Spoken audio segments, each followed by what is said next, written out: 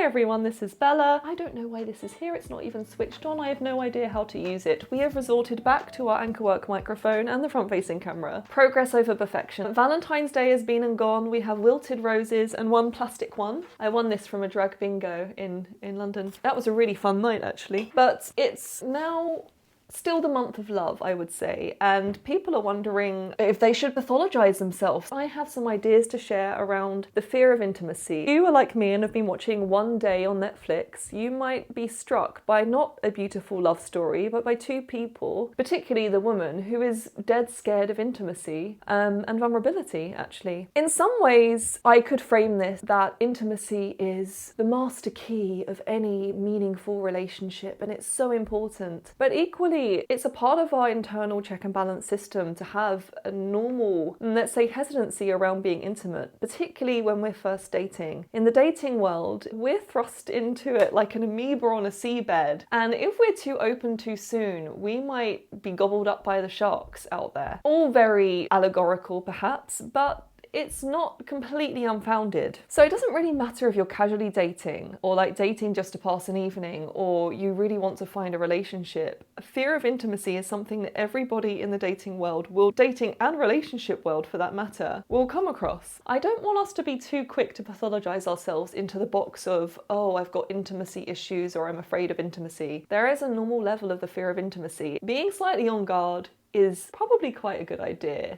You know, our society loves to talk about intimacy being the touchstone of any deep and meaningful relationship, and it is, but we can't rush it. We can't get there too soon, and a lot of us are very keen to get there too soon. What can happen if we do that is we can burn through really promising and valuable connections, even a connection with a soulmate. We could burn through that and then it could just die and miscarry, and that's so depressing. Fear of intimacy exists on a scale, and there is a normal and recommended level to the fear of intimacy. Number one, being a little bit cautious about strangers you meet online. Perhaps the first date is a quick coffee meet because we don't know who this person is yet. Number two, withholding certain things about ourselves in the first months of dating. That is also normal. Why wouldn't we? We don't want to spill out all of our secrets and insecurities before we've really gotten to know someone. We need to know that we can trust them first. Being slow-ish to let someone in. If you're gradually taking one step forwards and two steps back when you're meeting somebody new or reconnecting with a past flame, it's completely normal. It doesn't mean that you need to go to relationship therapy necessarily. What it might mean is that you're just being cautious and you're protecting yourselves. Ultimately, what we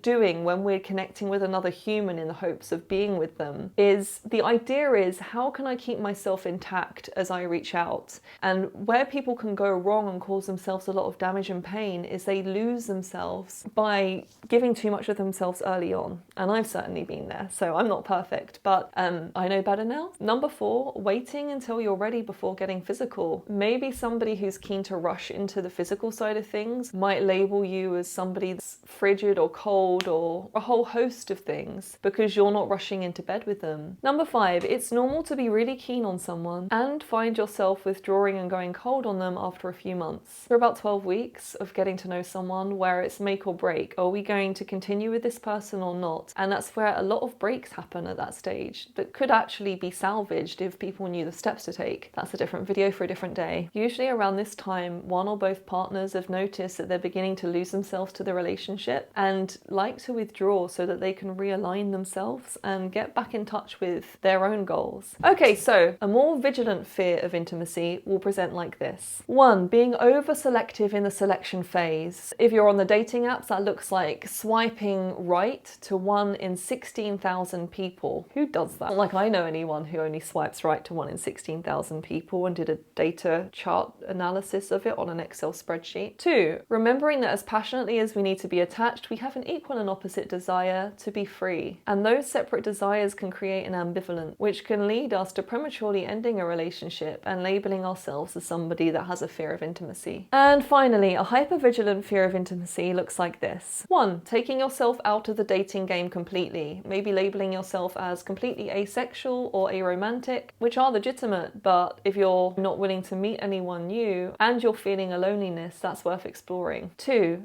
denying your physical and or emotional needs completely, and spiritualizing yourself out of your desires. Maybe you join a monastery or go to a Vipassana or go to a long retreat where there is no chance for you to get your basic needs met, needs that you long for. Then, these retreats can be great, but they can also be used as an avoidance tactic. And 3, getting caught up in finding the perfect person rather than just finding somebody good enough that you can love. I hope this has been helpful. Remember that if you think you've got a fear of intimacy, it's worth remembering that it's just a normal part of getting out into the dating world to be a little bit on guard. This has been Bella. I hope you have a good day.